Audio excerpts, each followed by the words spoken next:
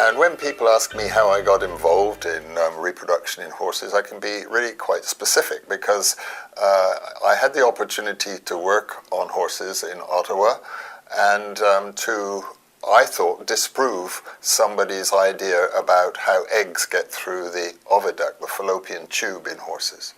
And with my colleague, Doug Mitchell, we set about proving these South Africans wrong and finish it up proving them totally correct. So we think it was a very nice example of how you think you're going to start work on one topic and it goes in a totally different direction. But that really has evolved into our current interest on early pregnancy and how it is that a good proportion of early pregnancies fail.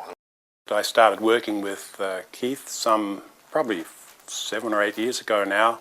My interests were in mechanisms of disease resistance in other species actually, and it turned out that some of the concepts that we had worked up in terms of how proteins are involved in protecting against certain infectious organisms had some parallels to the way the capsule around the horse embryo changed prior to it becoming established as a pregnancy.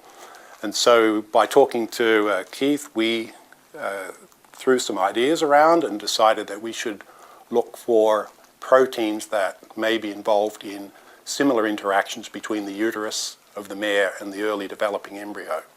So since then we've been looking at that in some molecular detail. Well, I'm interested in looking at inflammation in the airway of the horse, and the horse is prone to a certain unique type of inflammation called recurrent airway obstruction, which has a lot of similarity with asthma in people.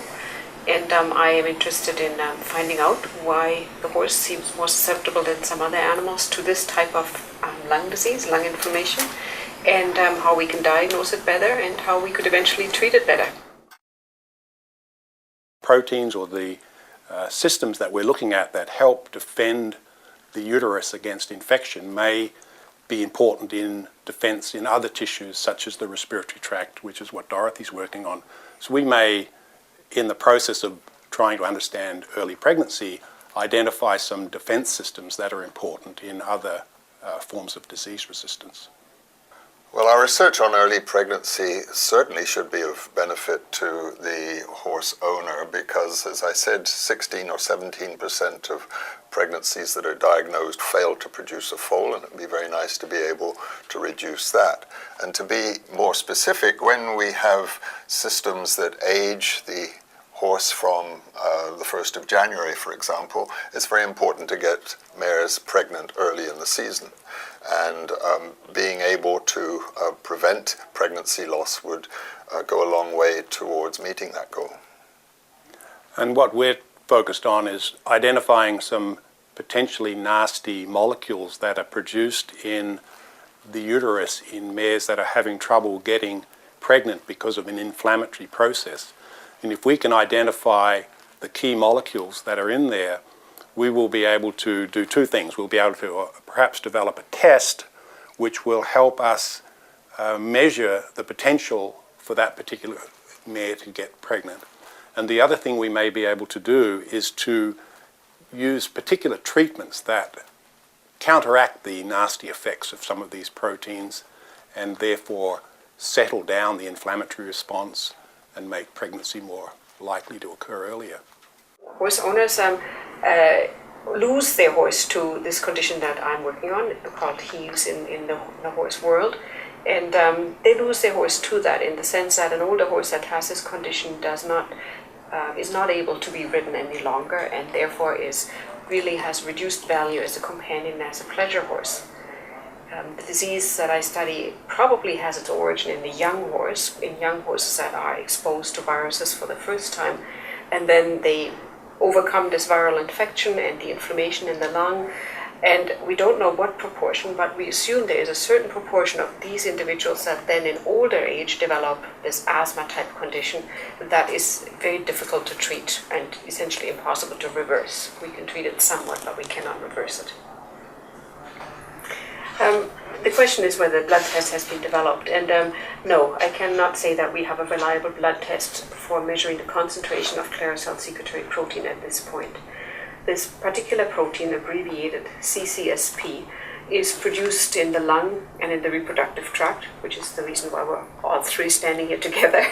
And those are the organs that produce the majority of it. In the lung, this is a main anti-inflammatory protein produced by the lower levels of the conducting airways.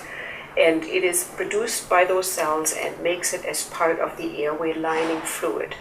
So normally, essentially none of this protein reaches the blood. It is retained entirely in the lung. And in diseases of the lung that have marked inflammation, some of this protein may leak into blood and can then be detected.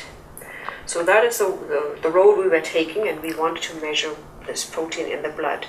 And that was at the time when the equine genome came out, and when we did some molecular work looking at the genes for coding for CCSP, and we identified that the horse actually has 3 copies for this particular protein, that code for this particular protein. And that is a very unusual finding, and several of these genes are expressed, and they produce proteins that are a little bit different. So the reagents that we had previously generated to detect the protein are not specific for one of these forms, but they will detect all of them. And each one of these proteins probably has a unique role, and so we have to take a step back and make new reagents that might enable us to measure the protein in the blood. But the availability of the equine genome, of the horse genome, has been very helpful. There have been a couple of drafts now, so the equine genome is relatively well annotated, and annotated means that the sequence actually has been linked to genes and that there's a fairly high resolution map, so we can look closely at what the sequence is of genes and the areas in between, and that has been tremendously helpful. And we've been able to identify that the horse has 3 copies of this gene, where they are located on the chromosomes, and we're currently working on identifying what controls these genes. Genomic research has totally revolutionized our approach to studying, in our case, early embryonic death. I'm going to defer to Tony Hayes to explain exactly how that is, but I just want to say how rapidly this has occurred and how things which were unthinkable just a decade ago are now feasible and very, very exciting. Well, it's been an amazing help. To give you an example, one of the proteins that we were looking at early is the protein that Dr. Bienzle mentioned in the lung, and it was quite abundant in the uterus, and so we could find individual proteins and find out a bit about them on a one-by-one basis. But since we started this, the availability of the horse genome information database and the associated technologies, which we call proteomics, which means the ability to identify many proteins by mass spectrometry, a new technology for studying proteins, and also techniques called microarrays, which enable the simultaneous measurement of the production of thousands and thousands of proteins in particular tissues. These have revolutionized our ability to identify in some detail many of the things that are happening during these early critical events of pregnancy success and failure. It's extremely helpful. It is a bit bewildering at times because we're confronted suddenly with huge amounts of new information about what's happening in these critical events, and it does take us some time then to unravel all of these activities and locations of production and so forth to really get a good idea of what is going on. Dr. Bienzle mentioned that a lot of the proteins or a lot of the genes have been annotated or identified in parallel with what's been known in other species, but still there are many, many genes that are still poorly understood in the horse, and I think it'll be another 5 or 10 years before the full depth of genomic information will be available for researchers like us. But nonetheless, there are many, many helpful items that we can follow now. How it is that a protein produced so abundantly in the lung and the uterus could possibly be related to each other will be a mystery to any self-respecting horse owner, I would think.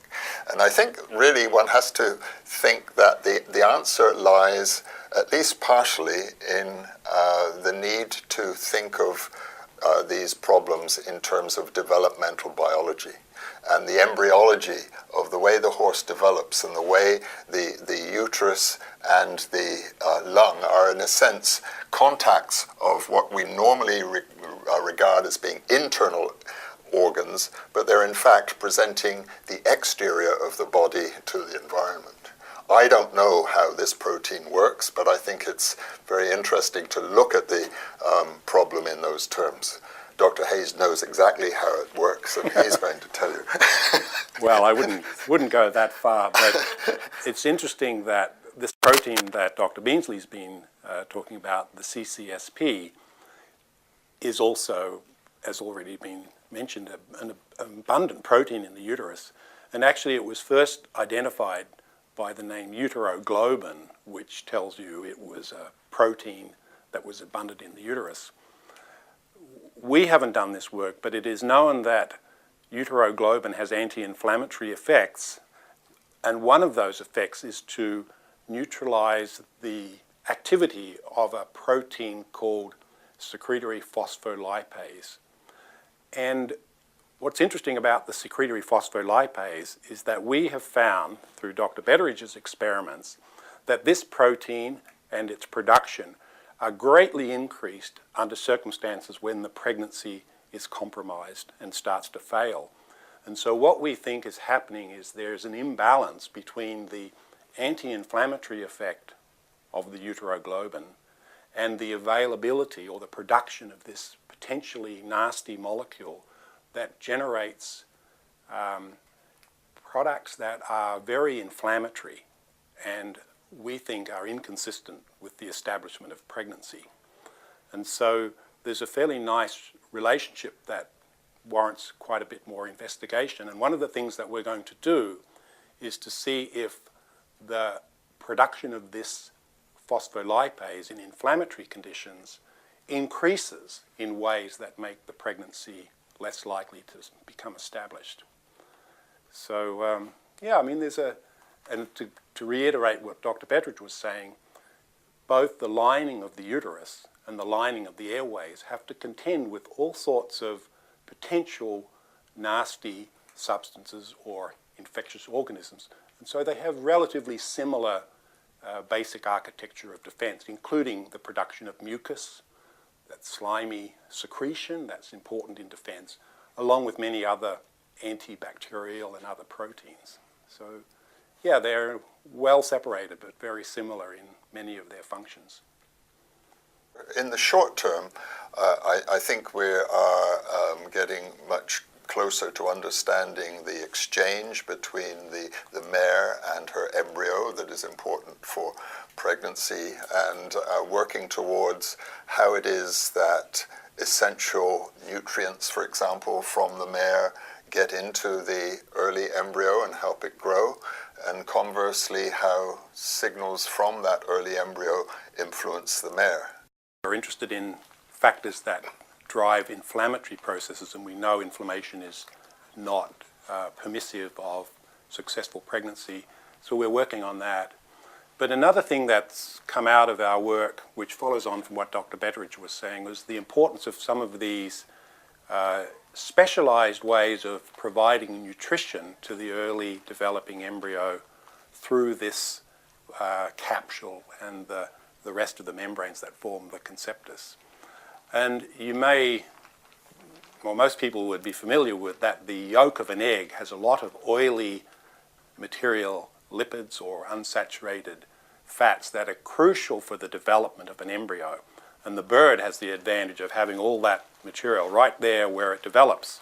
But in the developing mammalian embryo, and in particular in the horse, which has this capsule, it has very specialized systems for getting these critically essential lipids into the developing embryo. The sac made of these membranes we also call the yolk sac, because there are some parallels with the yolk in an egg of a bird. So they have these very interesting proteins, and what we've been noticing is that when pregnancy gets into trouble and starts to fail, we see really striking disruptions in the availability and production of these essential transporter proteins that bring essential nutrients into the developing embryo. Now later on, as the placenta develops properly, there are other avenues for these materials to get directly from the mother's blood into the baby's blood. But before that happens, there's this vulnerable stage where specialized systems have to bring things across. And so we think this is the place where things go wrong, and if we understand it, we think we can do something about that. The next steps in our research will be to delineate what these three genes do. We think that they are differently regulated, that in inflammation there is one of them that is much more highly expressed than the others, and that gene then produces a protein that has different functions. And I also postulate that the same thing may happen in different physiological conditions in the uterine environment. And so those would be the next steps that we're doing, and we're working on that, and we're going to look as to what cells the protein goes into after the protein has been produced by Clara cells in the lung. It is in the respiratory fluid lining the airways, but we think it is also taken up by other cells where it then has functions such as inactivating inflammatory mediators that Dr. Hayes was alluding to, and I think it's also taken up by a certain type of inflammatory cell where it reduces the production of reactive oxygen metabolites. So those are the kind of directions that we're going to be working on for the next while. The Clara cells in the bronchioles produce a lot of the Clara cell protein. That protein goes out of the cells from the respiratory tract, and then it sits in the mucus and the fluid that lines the airways. But it sits there for only a certain period of time, and then it's broken down, and we think it is also taken up by other cells that are mobile, so-called inflammatory cells, and in particular neutrophils. Neutrophils come from blood, and they can migrate pretty much anywhere, and they can take up bacteria and kill them, and they can also produce substances that then recruit more inflammatory cells, increases circulation. And we think that one of the forms of our protein of interest, CCSP, interacts with those neutrophils, with those inflammatory cells, and downregulates the activity, reduces the inflammation that these cells further.